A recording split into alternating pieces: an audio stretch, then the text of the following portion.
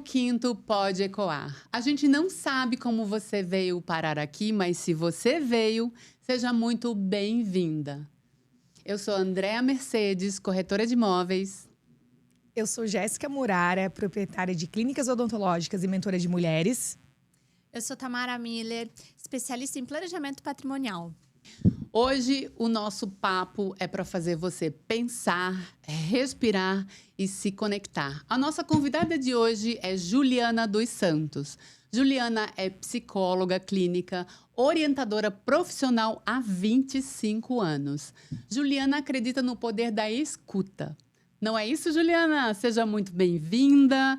É muito inspirador te ter por aqui.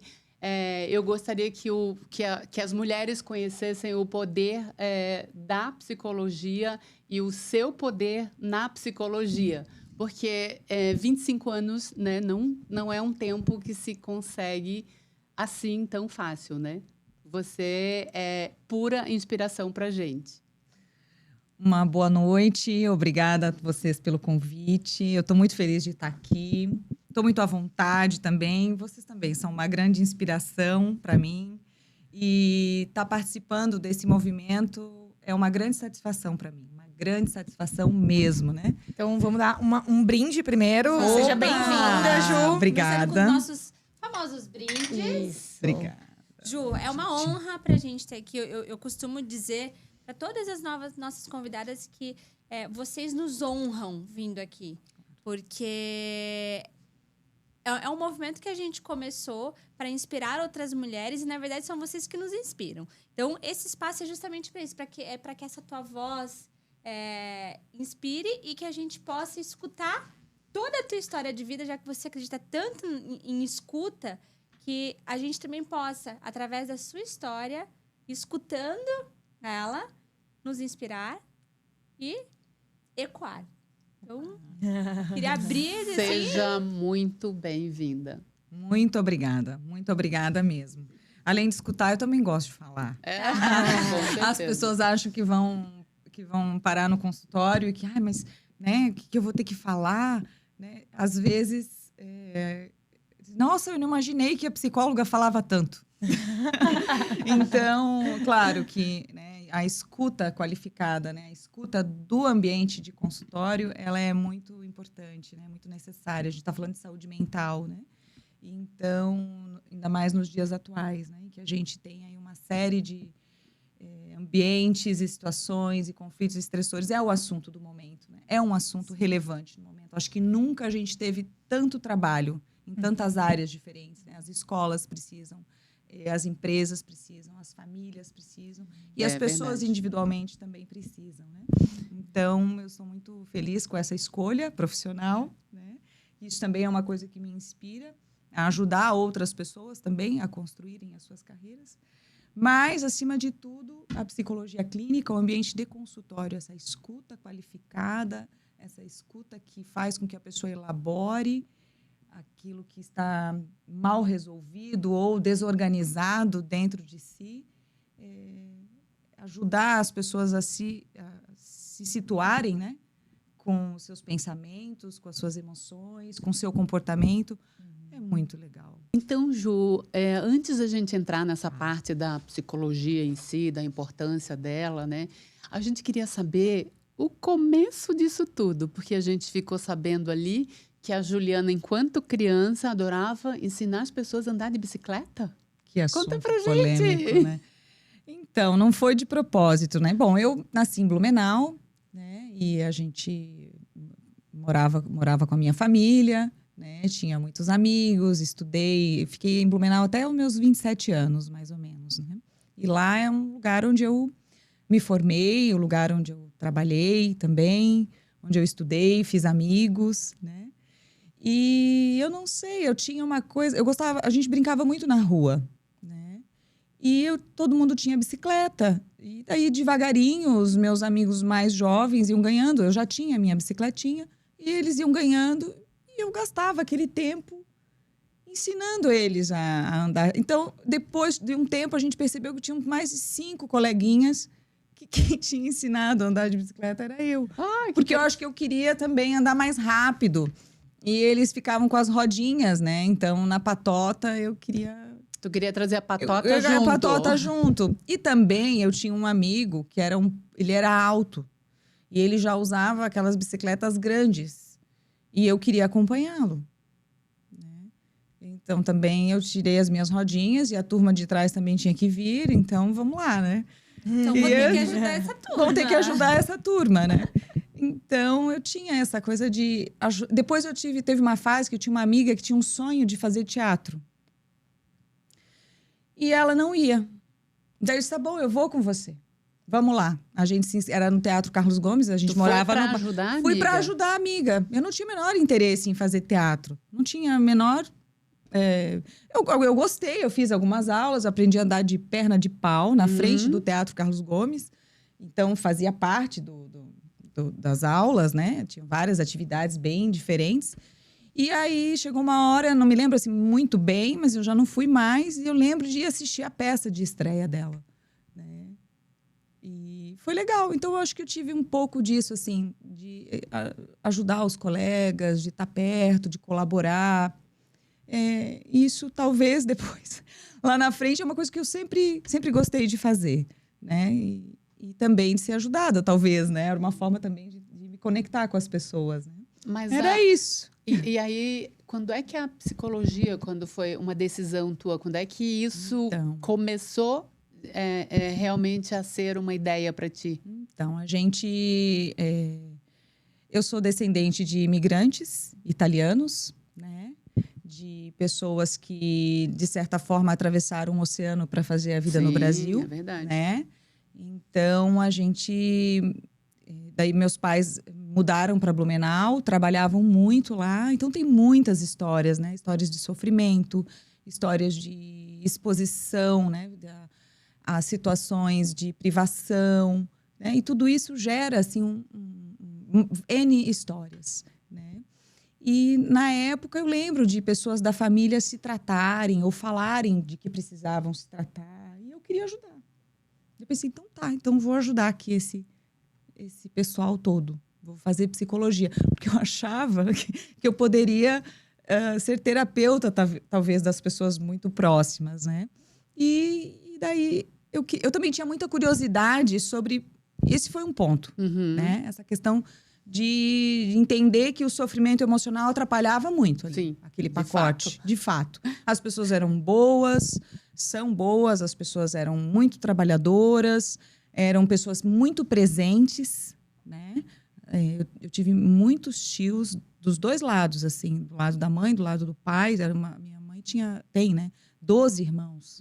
Família grande. Meu pai, 13 irmãos, todos casados, todos com filhos. Então, eram bastante tios e primos. Então, era um grande pacote de pessoas, mas também tinham um pouco de sofrimento. Né? Então, esse foi um ponto. Um segundo ponto que eu era curiosa sobre histórias diferentes também. Eu tinha um lado curioso, então eu queria entender outras cabeças. Fora daquele ambiente familiar, como que outras pessoas pensavam. Coisas assim mais bizarras, socialmente falando. Né? Então, eu tinha essa curiosidade. E, a princípio, eu achei que eu deveria fazer direito. Daí eu tinha um namorado, na época eu fui fazer aula junto com ele. E eu achei aquilo um grande horror. Ele já fazia faculdade. Já fazia faculdade. E eu não gostei. Fui ver um júri também. Vi que eu já meio que eu fiz uma orientação profissional sem orientador. Eu fiquei pensando como eu ia... Porque hoje essas visitas... Você colocou a prova me coloquei, sei lá. Então, e não gostei. Eu falei, não, isso aqui... Não sei. Né? Eu tinha incentivo da família também para fazer direito, né? E, de repente, me deu um estalo, assim. Eu falei, vou fazer psicologia. Vou fazer psicologia, porque é aqui que eu vou conseguir ajudar as pessoas. Não tem psicóloga na tua família? Não tem psicóloga, não tem ninguém da área da saúde na minha família. Né? Meu pai dizia, minha filha, vai fazer engenharia. Você nem é tão ruim assim em matemática. Né? Eu falei, tá bom. Não. A gente nunca sabe o certo, né, nessa de certa forma, essa equação, essa matemática de ajudar as pessoas a saírem de um lugar e ir para outro, é uma grande construção também. Tem uma equação matemática nisso, porque isso é um jogo relacional, né? A cada pessoa que você encontra, você tem que achar um jeito de se conectar com ela para que a sua intervenção tenha efeito para aquela pessoa, porque cada um é único, né? Então, tem uma engenhoca aí também. Não sei, os engenheiros... Tem uma engenharia. Tem uma ali, né? engenharia relacional Sim, também, sim, né? com certeza. Enfim. E... Tu acha que foi essa curiosidade que te moldou a ser a psicóloga que você é hoje? Depois que eu comecei a estudar, depois que eu comecei a formação, que eu entrei, né, na universidade, eu desenvolvi daí um senso assim de responsabilidade. Opa, não é tão simples como andar de bicicleta. Uhum. E eu comecei a perceber o quão séria seriam as intervenções. Quando você dá uma orientação, né, o quão você tem que ter responsabilidade, porque tem um efeito nas pessoas, em mais de uma pessoa. Não é só a pessoa que está na sua frente. Então, eu comecei aí mudou um pouco. Eu deixei de ser tão curiosa e eu fiquei mais introspectiva, eu fiquei mais séria, né? E comecei a estudar. Uhum. E a perceber essas nuances todas, né? E então, acho que ela serviu para o começo, mas depois isso foi se moldando conforme a profissão, assim, né? Que tem essa responsabilidade na intervenção. Né? É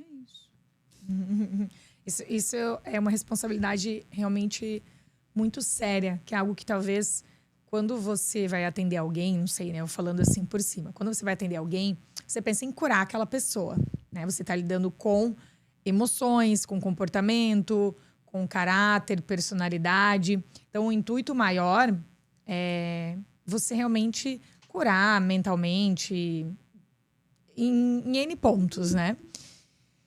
E acho que você nem imagina, né, isso, né? Você pensa que você vai falar muito, você vai ouvir muito, mas, na verdade, talvez essa fase de introspecção serviu mais até para aumentar esse senso de responsabilidade, porque é algo muito sério. Porque não é uma outra pessoa falando, é uma profissional da área falando. Sim, tem um então, lugar... as palavras colocadas por uma profissional tão específica e séria, né? Assim, que a gente pode falar que a gente procurou alguém para nos curar, é muito sério. Qualquer palavra dita, né? Dentro de um consultório, de algum lugar assim. Uma responsabilidade Ainda mais que a muito pessoa grande, já né? está ferida também, muitas vezes, né? Ela já vem sensibilizada, né? Ela já vem com alguma dor. Bem sensibilizada, né? Então, você também tem que acolher de certa forma e orientar, né? E mostrar, às vezes, também algumas coisas, né? Algumas contradições, né? Algumas coisas que precisam... O porquê. Depois da faculdade, Juliana, você fez algum outro curso? Você foi para alguma área? Como é que funciona? Assim, o que você trabalha? Qual que é o teu nicho dentro da psicologia? Então, passada essa fase inicial, eu fiz algumas especializações na área de saúde mental, né? Fiz uma formação também na área de neuropsicologia. E eu sempre migrei para a área de grupos. Eu estudei muitos grupos também, a psicologia de grupo, né? E também consultório. Eu fui para a área clínica. Trabalhei com alguns projetos educacionais em alguns momentos, mas eu sempre tendi a ir para o consultório, para a área clínica, né? A psicologia mais clássica, digamos assim. É importante a gente até explicar, né? Porque eu acho que esse é um mundo bem difícil. Quem está dentro sabe e quem está fora, que é a grande maioria das pessoas, não entende muito bem o que é grupo, o que é psicologia clínica. De repente, a pessoa pode ir para um grupo. Como que funciona isso para quem não entende?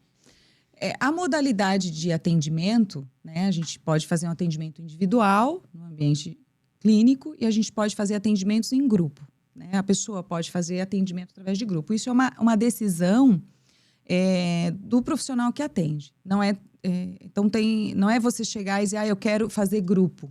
Né? É um momento que é possível, dependendo do tipo de queixa. É uma decisão clínica, né?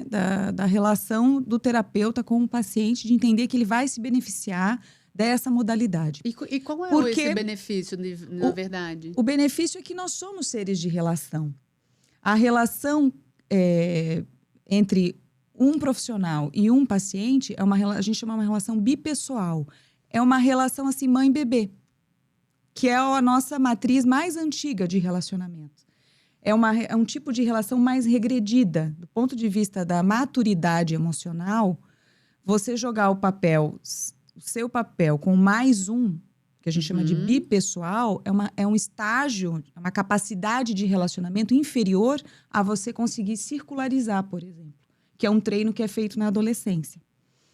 Então, o grupo nos permite colocar o paciente numa pequena célula social que vai trazer para o ambiente clínico, onde você vai fazer uma intervenção quase cirúrgica, às vezes, e ele é uma célula social, que representa o que você faz num grupo terapêutico, num ambiente de consultório, você faz fora também, com as pessoas. E quanto mais diverso o grupo, na metodologia que eu aprendi, mais rico. Quanto maior a variação de idade, melhor.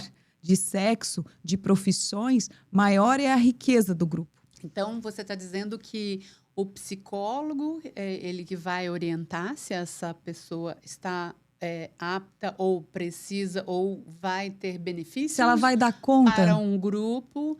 E aí, porque ali ela consegue desenvolver naquele método um resultado melhor para as dores ou para as questões desse paciente. Sim, porque a psicologia teve uma fase que era muito centrada na pessoa, o diagnóstico daquela pessoa.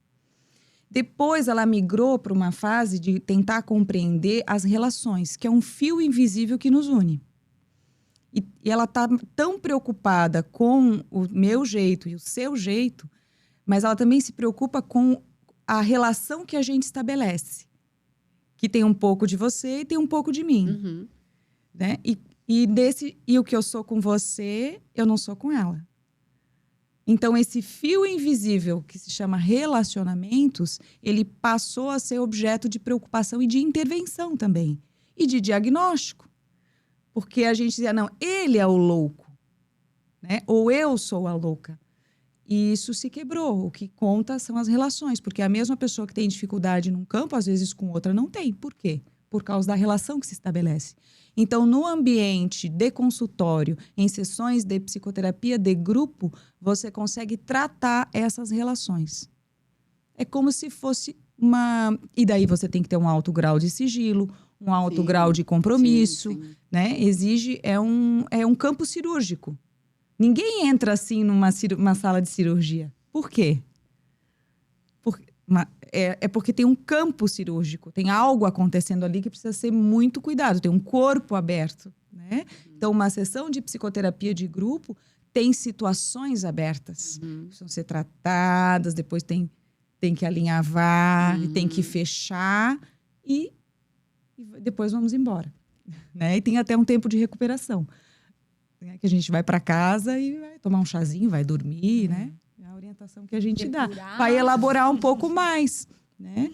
Então, não sei se fica claro, mas... Sim, isso você faz também, no caso. Sim, eu tenho formação, habilitação para trabalhar com grupos de psicoterapia fechada, que a gente pode ter grupos de psicoeducação também, que tem um grau de sigilo inferior, né? Por exemplo, você pode fazer um sociodrama, uma dinâmica, onde a gente trata um tema...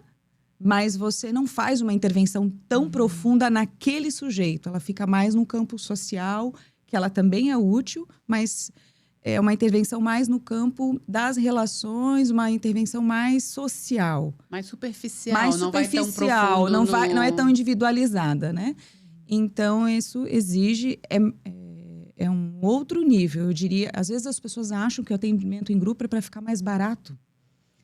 Não, assim, o terapeuta para trabalhar com grupos, ele tem que ter mais recursos, mais habilidades, exige o compartilhamento do sigilo, né? Então, é mais pesado dirigir um grupo do que atender uma pessoa, para mim, por exemplo. Né? Com certeza. Então, são mais também histórias, né? Você tem que ter um outro grau de manejo, né? E podem ter coterapeutas também. Isso é importante falar. Assim como legal. tem mais de um cirurgião na sala, Sim. podem ter coterapeutas também. Curioso, né? Muito. Porque é realmente uma modalidade na psicoterapia que a gente não tá acostumado a ver, né? Não, porque é pelo sigilo, pela questão do sigilo. Porque o que garante a gente poder... As pessoas... É difícil para nós profissionais, lidarmos, por exemplo, com as mídias. Esse é um ponto. Porque você tem que trabalhar de um jeito que você não pode jamais expor o teu paciente, né? É o sigilo que dá essa segurança para a pessoa deixar fluir as suas questões mais profundas, né? E o grupo, então, mais ainda. Não dá para bater foto do grupo, não dá para publicar o grupo, né? Mas eles existem, acreditem. Há muita gente que às vezes você nem imagina e que se trata, né? E que está dando conta, às vezes, de uma série de situações. E, nossa, né? Os nossos pacientes escutam isso. Nossa, como é que você passa por tudo isso e está tão bem?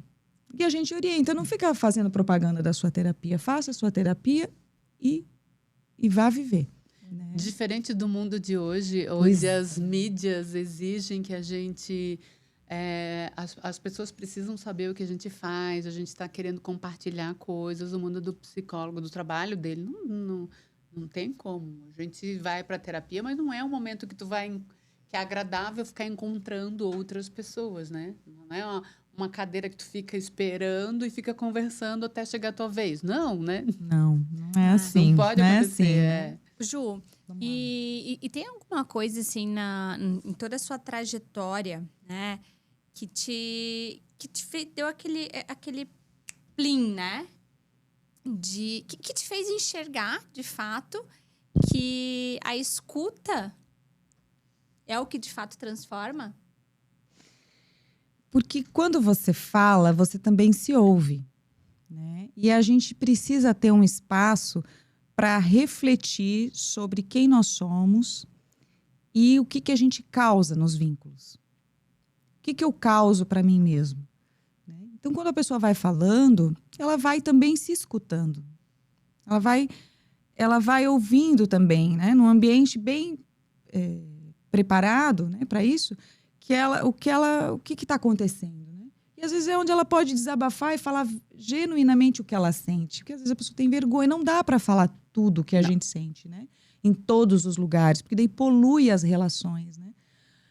A gente teria muito menos conflitos se a gente conseguisse estabelecer melhor os limites do papel que a gente está exercendo socialmente, por exemplo. Se você está no seu campo profissional, jogar o teu papel profissional. Se você está com o seu marido, jogar o contrapapel que é de esposa.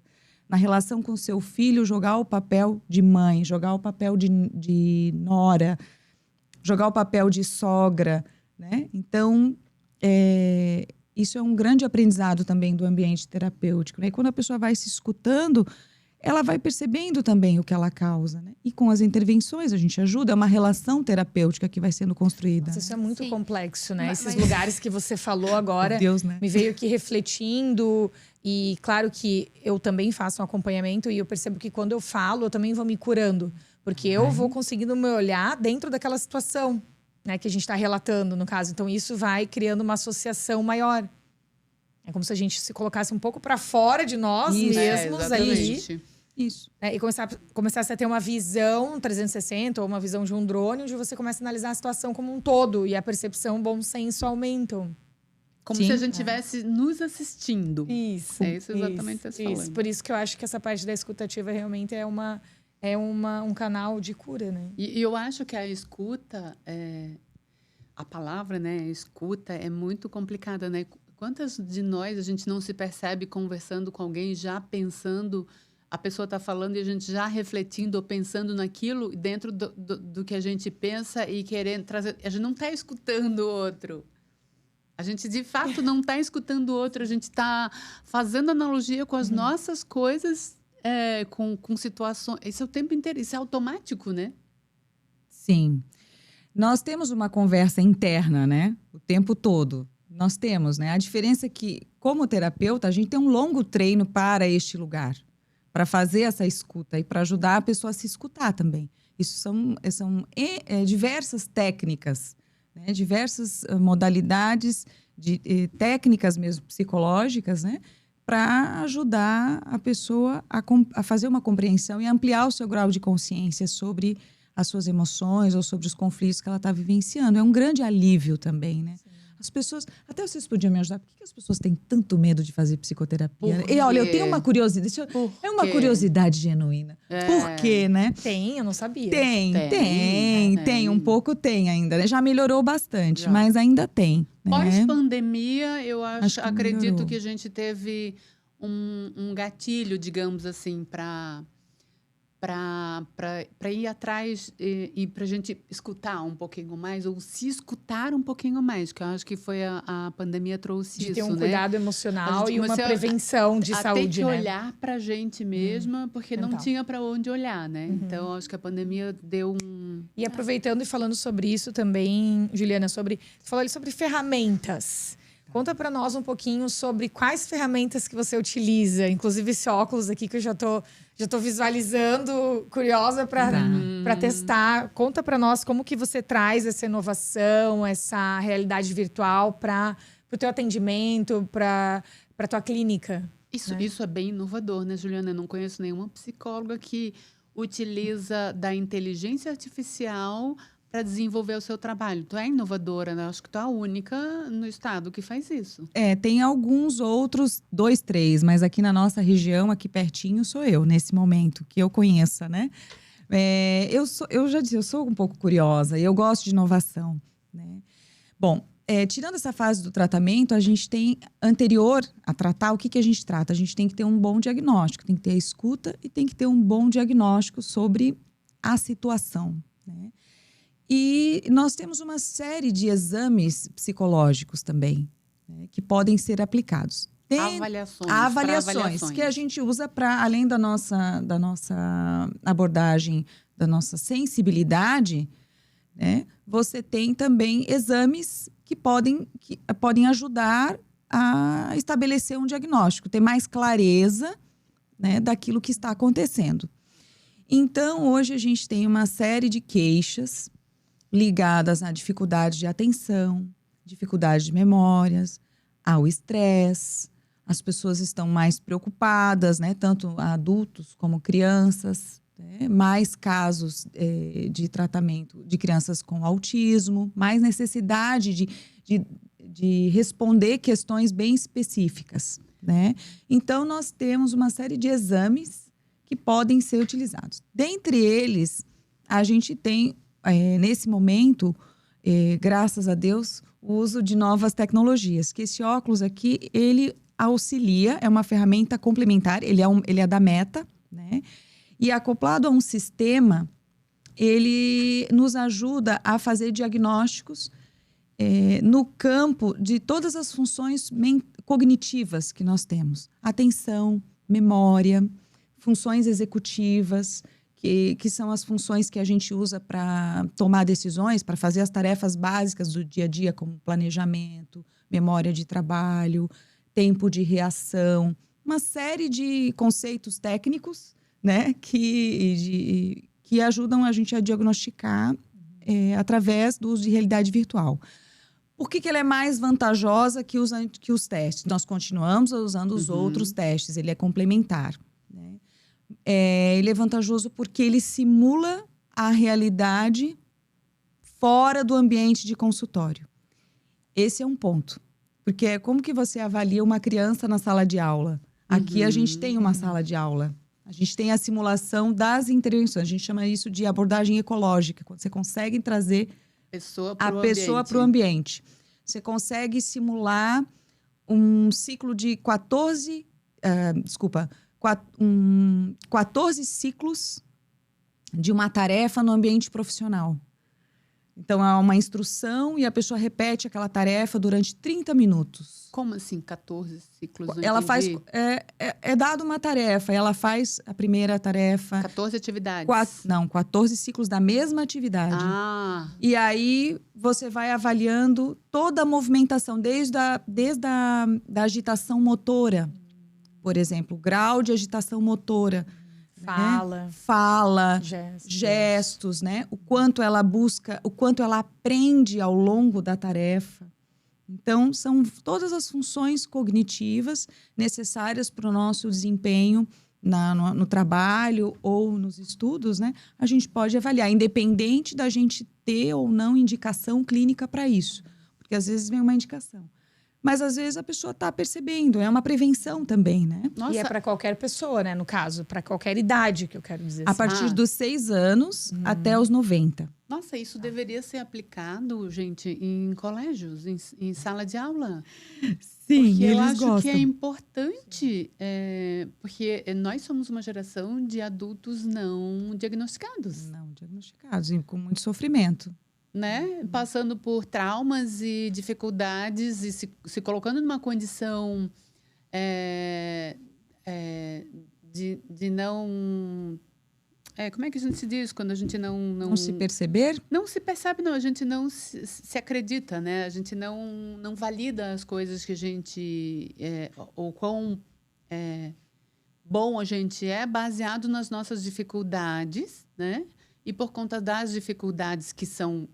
né, poderia ser um diagnóstico, levar aquilo como pro resto da vida e nunca ir para uma área que, de repente, podia ser simples, né? Com uma boa avaliação e entender, porque eu acho que tudo que a gente entende com... A gente consegue administrar melhor, né? Sim, Andréa, amplia o grau de consciência sobre aquilo que está acontecendo, né? Um diagnóstico, ele é sempre um ponto de partida, né? No sentido que não é uma luz no fim do túnel, não é um trem vindo contra você. Né? É uma saída, você tem um caminho, né? Então, esse é um bom diagnóstico, ele ajuda principalmente no que vem depois. Sim. Né? Nas orientações, nas adaptações que são necessárias, tanto para casos de déficit de atenção, dificuldades de memória, né? Ou até para TEA.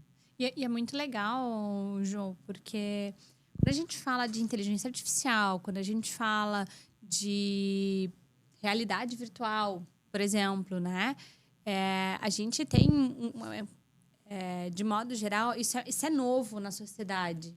Isso é muito novo, né? As pessoas estão começando a utilizar mais agora. Então, tem esse sentimento, muitas vezes, de tirar a humanidade, né?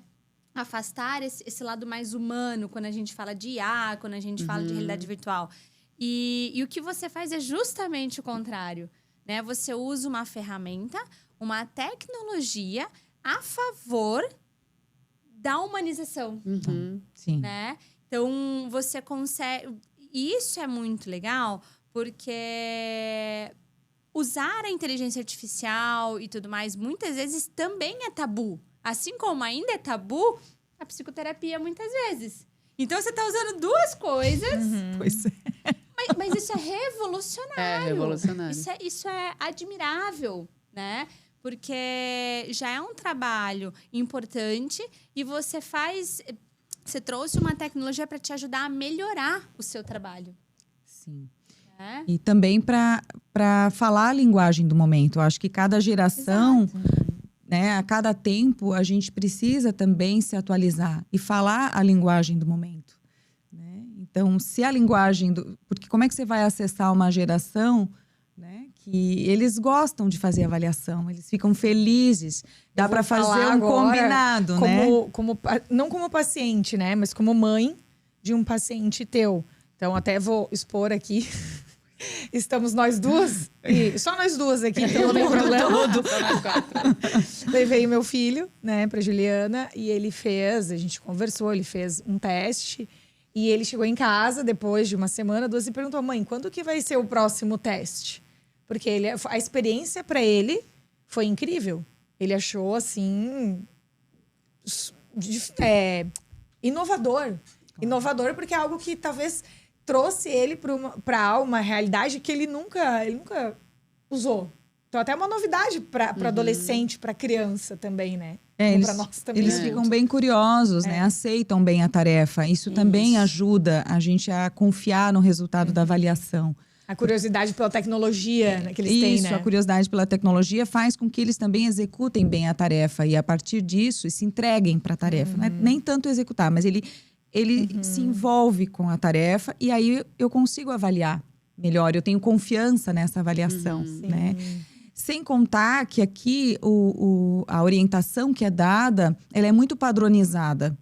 Não, diferente de um outro teste que eu tenho que cronometrar, por exemplo. Aqui, o cronômetro, os sensores capturam toda a movimentação, capturam o tempo de reação. Tudo é muito preciso. E os relatórios que são gerados também são precisos e detalhados, né? Que dão para a gente uma confiabilidade maior e um diagnóstico mais preciso também. E é mais rápido, porque sai na hora. E na prática, então, você usa com todos os seus pacientes ou alguns pacientes? Depende da queixa, né? Dependendo do tipo de queixa, a gente vai ter uma conduta. Tudo começa sempre com uma consulta, com uma entrevista, para entender qual que é a necessidade daquela situação. Porque a gente também não vai aplicar exame se não tem queixa. Porque daí é expor a pessoa a uma avaliação do qual não teria necessidade, né? Então, cada situação é muito única. Claro que existem as nuances mais gerais, né? Existem o que é mais geral, mas a sequência dos exames... né? E quantos exames a gente vai aplicar depende da queixa e da situação que é trazida. Eu acho que deve ter uma preocupação como, né, pais de crianças que poderiam, de repente, se beneficiar desse tipo de avaliação. Eu acho que maior é muito do medo de colocar o filho dentro de uma caixa. É complicado, né? Colocar um diagnóstico e colocar o filho dentro de uma caixa. Eu acho que é mais difícil para os pais do que para as próprias crianças ou adolescentes, né? Sim, de certa forma, sim, né? Mas é importante a gente entender também que o que a gente não conhece nos controla. Não é? E o que a gente tem mais consciência e mais conhecimento, principalmente autoconhecimento sobre você consegue tomar decisões ou criar novas vias para solucionar as queixas. Né? Então, o diagnóstico é um ponto de partida para a gente criar novas vias ou para não repetir aquela situação ou para criar uma situação mais saudável, mais adaptada, que facilite o aprendizagem, que facilite o desenvolvimento. O objetivo, nenhum psicólogo, nenhum pesquisador da área humana, médica ou psicológica estuda e se debruça sobre uma pesquisa para atrapalhar. Né? A gente quer libertar as pessoas, quer deixar com que as pessoas possam aprender melhor, se sentir melhor, estar melhor emocionalmente, pensar melhor. E aí o que ela vai fazer com isso aí é uma escolha dela, né? Claro. Ju, eu vou trazer aqui uma pimentinha pro negócio. Praga. A gente está falando muito dessa questão da escutativa, né? Também desse papel de vocês intervirem, de vocês orientarem, né? Como separar as crenças da Juliana? Quem é a Juliana das relações e do diagnóstico clínico ou das orientações de fato? Porque o que eu acho que pode não hoje em dia, mas acho que sempre pode acontecer, mas que é um tanto quanto perigoso, né? Principalmente na tua área, são as orientações, são as intervenções que as pessoas muitas vezes fazem, que estão ecoando dentro de si, em cima do paciente. Sim. Isso é muito perigoso. Muito. Como separar isso? Entende? Como separar as crenças da Juliana com o papel clínico, o papel do profissional com a relação? Tem solução, tem resposta. Tem resposta. Tenho certeza, porque você é uma mulher assim, com uma oratória, com uma inteligência maravilhosa. Então é por isso que eu fiz essa pergunta para você. Essa foi a grande questão quando eu entrei na graduação, que a gente falou um pouquinho antes. Quando eu deixei de ser uma curiosa, né, e comecei a entender a seriedade. Então, a gente estuda desenvolvimento humano, a gente estuda antropologia, a gente estuda filosofia, a gente estuda genética, a gente estuda toda a área de diagnósticos psicológicos, né? Toda a parte de psiquiatria também, né? São várias disciplinas. A gente estuda todas as abordagens e os Freud, Lacan, todos os grandes teóricos da psicologia. Então, tem tem uma biblioteca bem vasta, né? Uma bibliografia muito vasta que dá suporte à nossa prática. Então, esse é um ponto. Então, a formação do profissional, né? Imagina-se assim, quando a gente está lá na graduação, né? A gente sabe que tem a turma da educação física, o que eles estão estudando, né? A turma da pedagogia, o que eles estão estudando? A turma, os dentistas, o que eles estão, os administradores, o que eles estão lendo? E os psicólogos? Será que é uma turma assim de o que eles estudam? Então a gente estuda comportamento humano e todos os teóricos que nos antecederam sobre o comportamento, as emoções e as relações. Então isso nos dá um bom chão. Depois, por questão ética, a gente precisa também vivenciar um processo terapêutico pessoal para a gente se haver com as nossas questões e, principalmente, vivenciar aquilo que a gente vai propor para o paciente. Todo psicólogo faz uma boa terapia. Por questão ética, deveria fazer, né? Deveria fazer, deve fazer. Ninguém quer ir num dentista com o dentinho da frente todo estragado, mas isso é visível. Se você chega, você já vê. No psicólogo não tem muito como você ver, mas você pode perguntar. Né? Você vivenciou isso esse processo terapêutico, pode perguntar. Né? Então, a gente tem as leis. Nós temos um conselho regional, conselho federal de psicologia, que dá um enquadre para a nossa profissão. O papel, o que você pode, o que você não pode. E tem muitas resoluções falando sobre a ética, sobre o passo a passo, né? Quantas sessões, e tudo é muito regulado também. Né? E daí, esse conjunto de conhecimento, amplo conhecimento técnico, teórico sobre o ser humano, a sua psicoterapia pessoal e a observação à legislação, se o profissional está preparado para fazer isso, né? Para poder fazer uma intervenção sem misturar as suas questões, sem cair no achismo. Né? Quer queira ou não queira, a psicologia tem o profissional e tem a ética também. Então, a gente vai fazer essa separação na medida em que a gente tem essa formação e o processo terapêutico em dia. Gente, isso foi muito legal que você falou, essa pergunta foi boa, porque eu lembrei de uma pessoa que teve na minha trajetória e a gente compartilhando de conselhos, de ajuda aos amigos, a nossa rede íntima. E ela falou assim, cuide ao dar conselhos, que seria o achismo ali que você comentou, porque ao explicar ou a explanar uma vivência ou dar algum conselho, uma orientação, sem esse conhecimento, você pode estar limitando a vida da pessoa, você pode estar, talvez, tapando os olhos dela com alguma escolha que ela teria, pelo que você acha, pelo teu conselho. Né? E você vai reprimir a vivência, a vida de outra pessoa. Sim, é diferente de uma conversa, né, de amizade, assim. Os amigos também dão bons conselhos, mas é um pouquinho diferente quando é uma situação mais... a gente tem que olhar todo o contexto, né?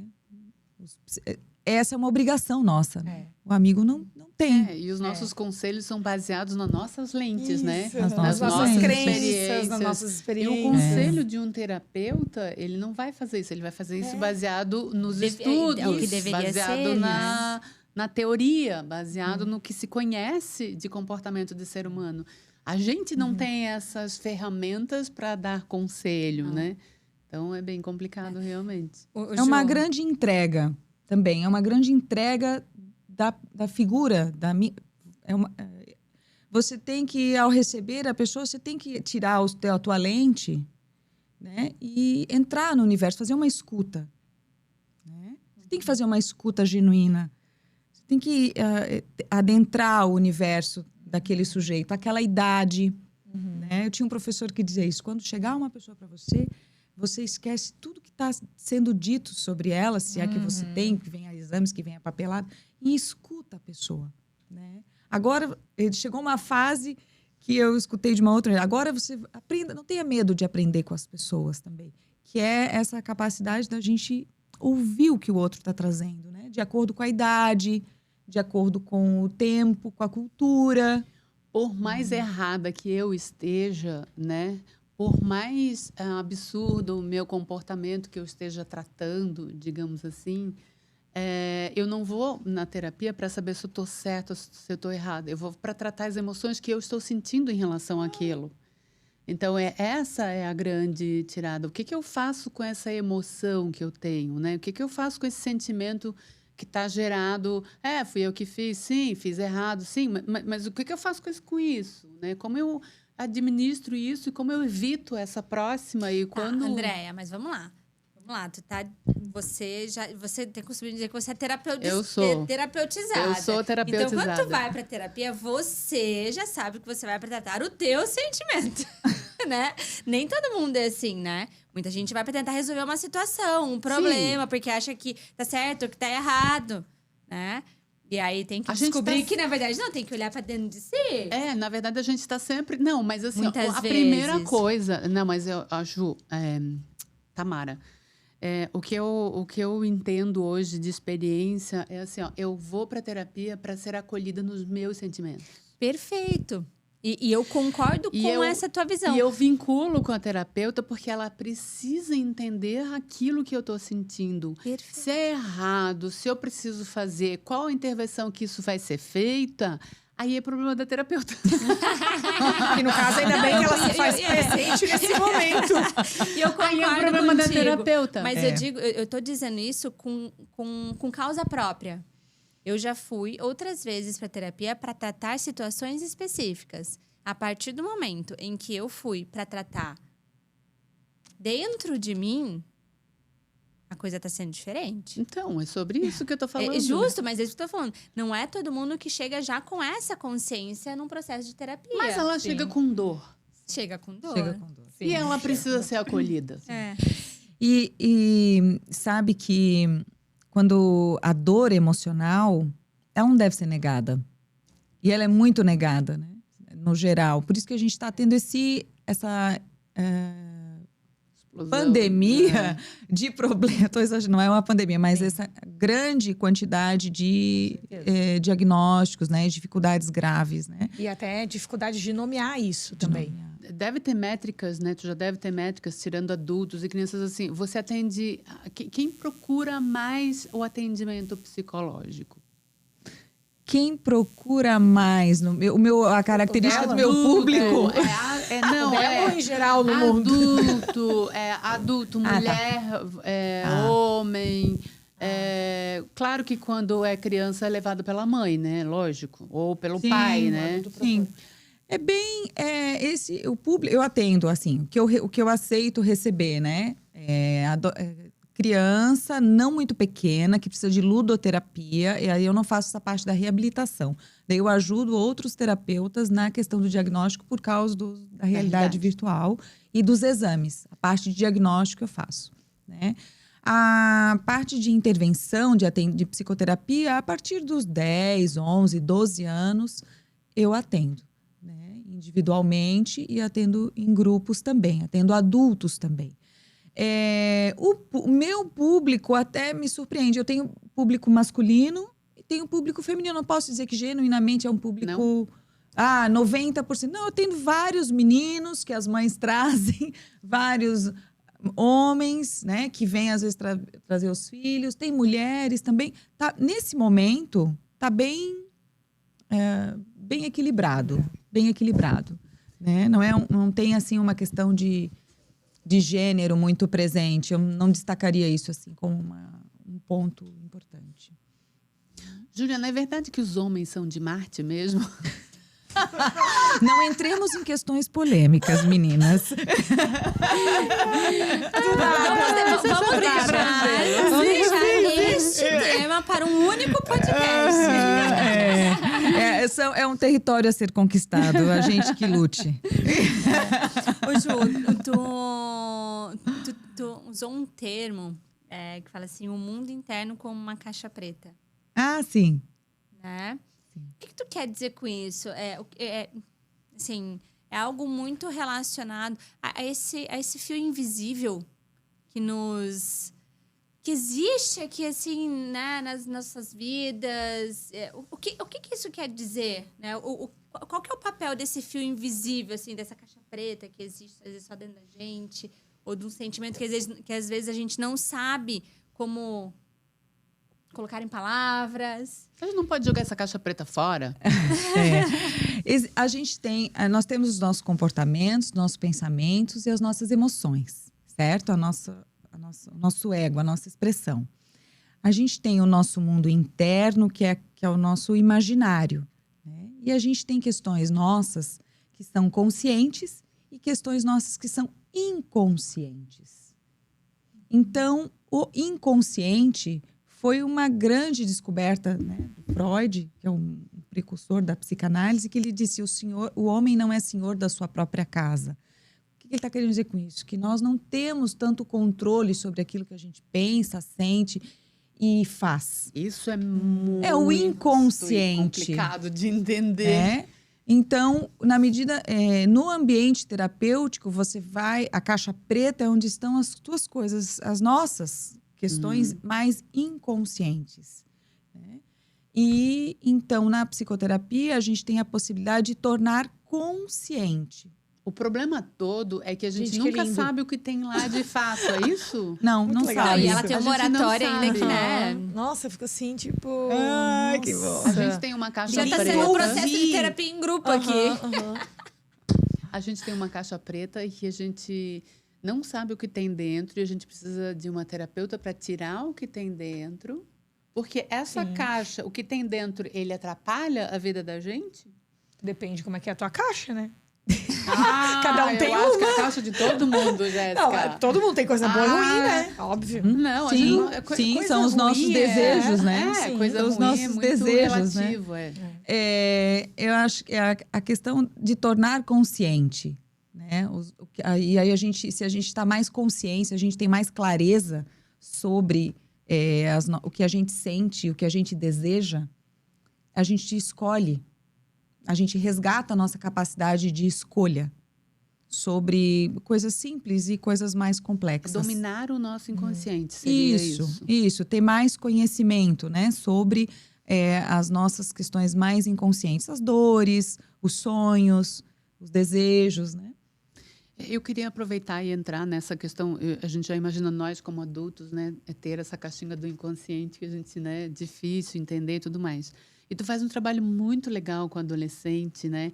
Que é sobre essa transição de carreira. Não é transição de carreira, na realidade é iniciação, né? Orientação profissional. Orientação profissional. Como é que funciona isso? Porque eu acho que muita gente em casa deve estar...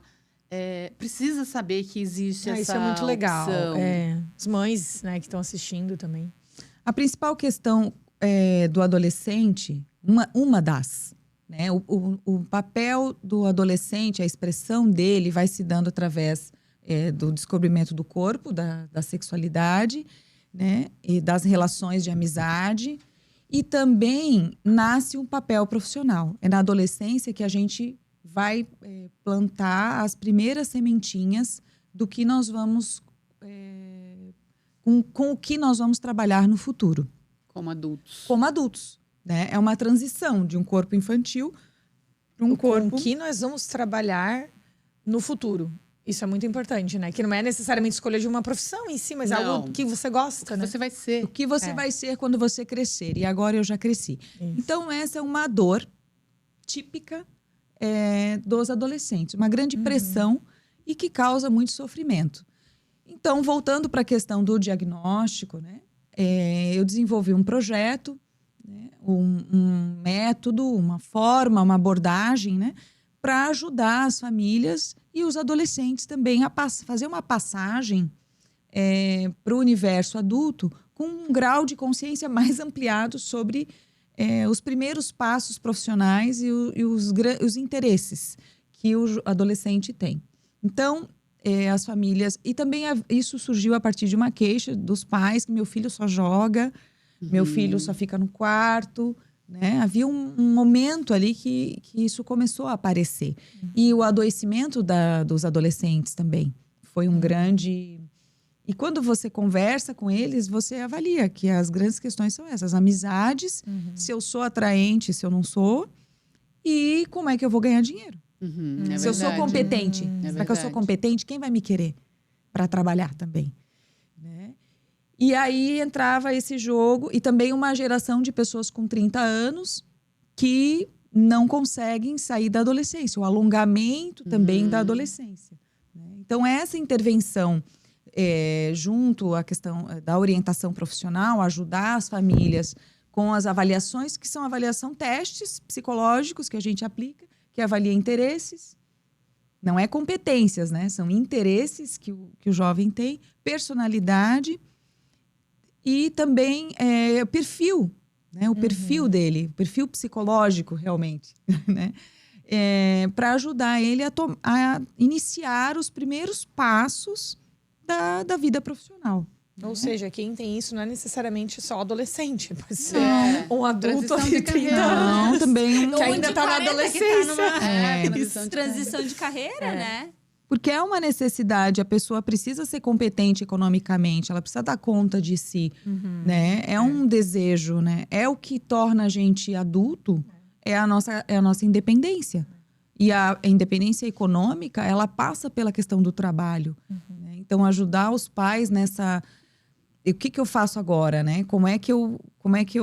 Porque às vezes, lá no começo, a gente hoje escolhe muito, né? A gente escolhe bem a escola, escolhe bem o pediatra, mas chega um momento que ele precisa começar a escolher.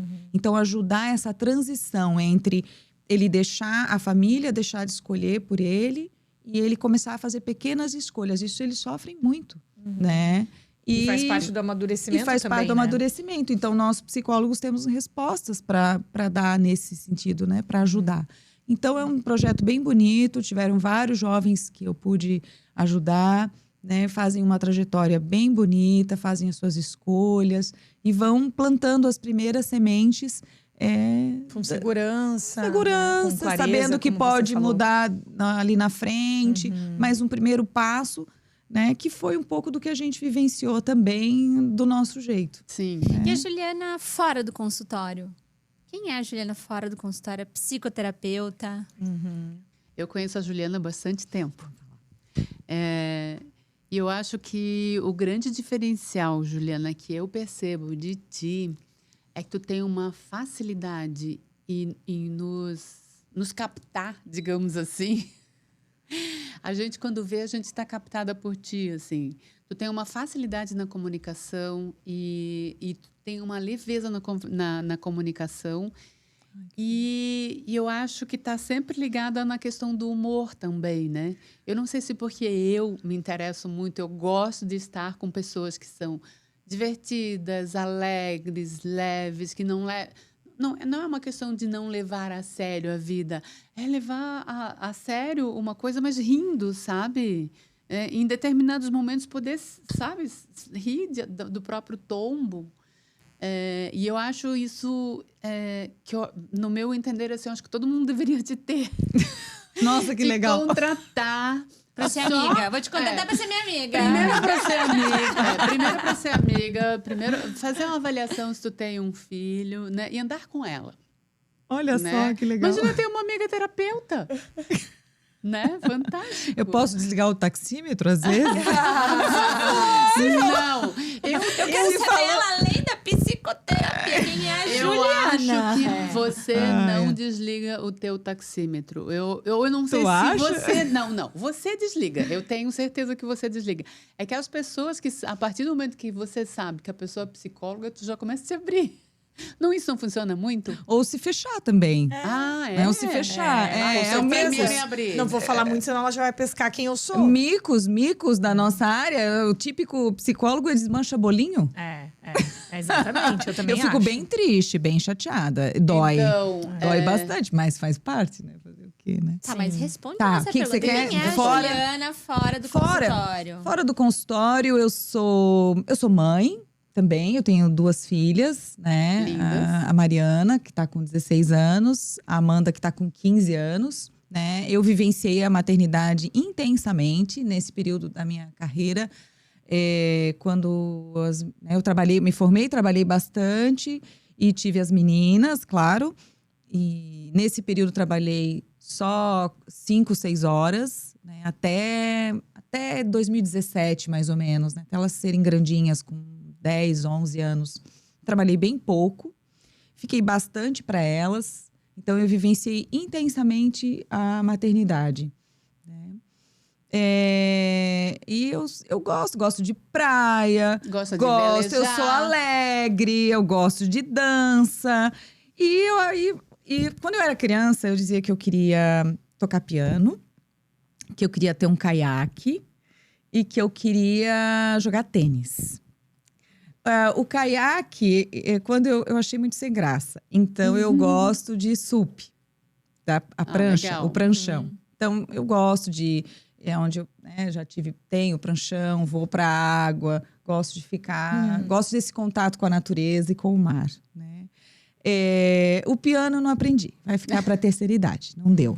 Né? Mas você veleja também. Isso, e o tênis também. O tênis eu já dei umas ensaiadas, mas também vou ter que treinar mais, né?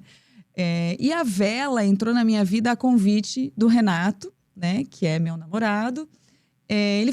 Eu conheci, ele sempre falou disso. Quero velejar, eu quero velejar. O que esse cara quer velejar? Vela? Eu não sabia nada. Velejar, tá bom. E aí a coisa foi acontecendo. Ele achou uma escola, a gente achou um local. E ele começou a fazer as aulas. A princípio eu ia só para acompanhar, para assistir. Mas fui perdendo a paciência, porque, né, eu sou curiosa, né? E quando eu vi aquele barco, eu digo, eu tô louca para pegar esse barco. Tá, ele, onde eu quiser. E aí ele dizia, não, o objetivo é a gente tem que aprender para colocar o barco onde a gente quiser. Eu falei, então tá. Né? E daí me incluiu no projeto, eu comecei a aprender. E a vela é uma experiência bem diferente.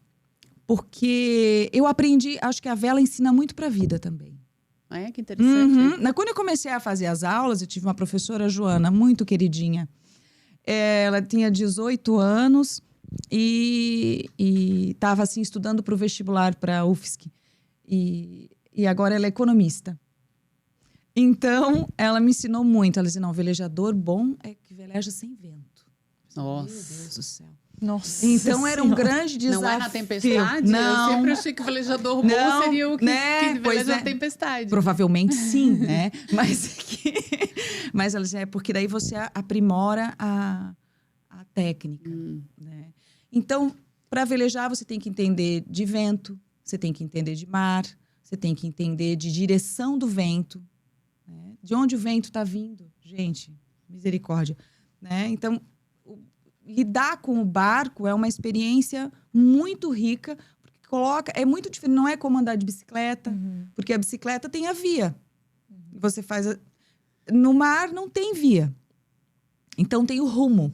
E tudo está em movimento o tempo inteiro, como na vida.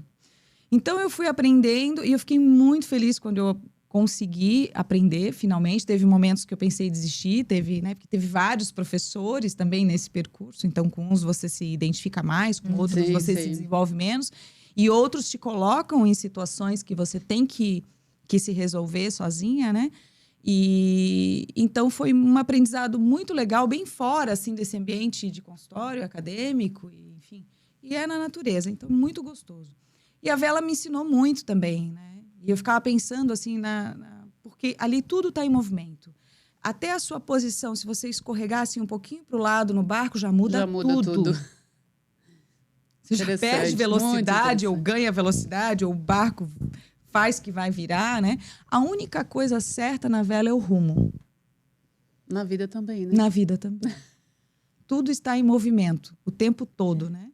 Então, como é que é ser competente na vela? É a sua capacidade de se ajustar rapidamente a todas as mudanças que vão acontecendo, tanto do vento como da água, né? E depende do rumo. Depende do rumo, você vai usar um tipo de estratégia. E você chega mais rápido no seu rumo, na sua capacidade de se adaptar. Na vela não existe assim, se você olhar para trás, na vela ferrou.